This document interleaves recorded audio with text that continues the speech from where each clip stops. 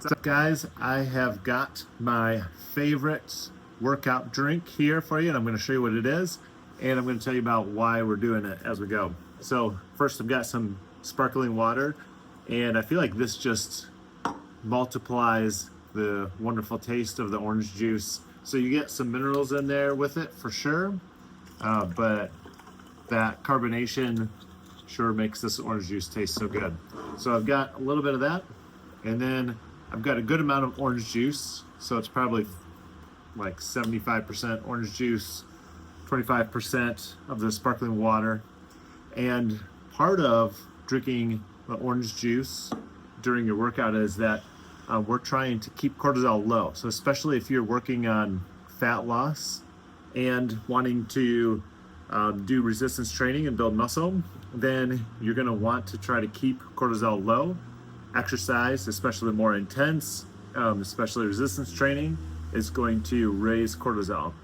So taking in some good carbohydrates during your workout is going to help stave off that cortisol. Right here, I've got some sick orange juice. This, thankfully, we are right by a fresh time. And if you didn't know this, the FDA has said that you, as a supermarket, may not sell unpasteurized orange juice. But if the supermarket makes it in-house themselves, they can sell it. So this is unpasteurized orange juice. I think yeah. So I'll try to hold it up there so if you can see that. It says this product has not been pasteurized. And you can also see the price on it. It is not cheap. So we'll probably get a juicer ourselves at one point, but that is an option. It's just so much better to do just straight orange juice than pasteurized.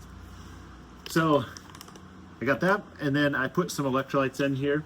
Now the great thing about this too, and I just put like of this source, it says magnesium, it has potassium, zinc, boron, sodium, but it also has glycine.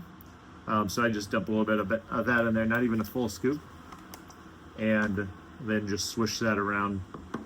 So the great thing about having glycine in there is that you can also, like pound a meat stick and not worry about the other amino acids in muscle meats, such as methionine and tryptophan especially. And those, and cysteine, I think it is cysteine, methionine, and tryptophan. And the problem could be with those, and primarily muscle meats, lacking collagen, is that they're going to be a little more inflammatory. Glycine, however, is the major amino acid in collagen, and so that renders, especially like the tryptophan, its inflammatory effects, it mutes them, so to speak, in simple terms. So that's what I really like about adding some of this, and you don't need much glycine, just a little bit. Add these together so you're getting your carbohydrate to help keep cortisol low while you're working out. And then you've got the glycine in there so that you can hit a meat stick or, another one. I have no affiliation with any of these things, but these air-dried steak pieces are so dang good.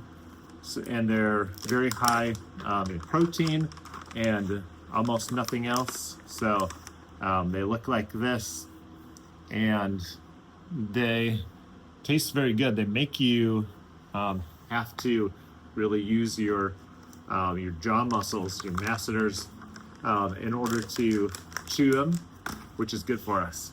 But that way I can hit some of that air-dried steak and not worry about the slightly inflammatory amino acids in muscle meats using this.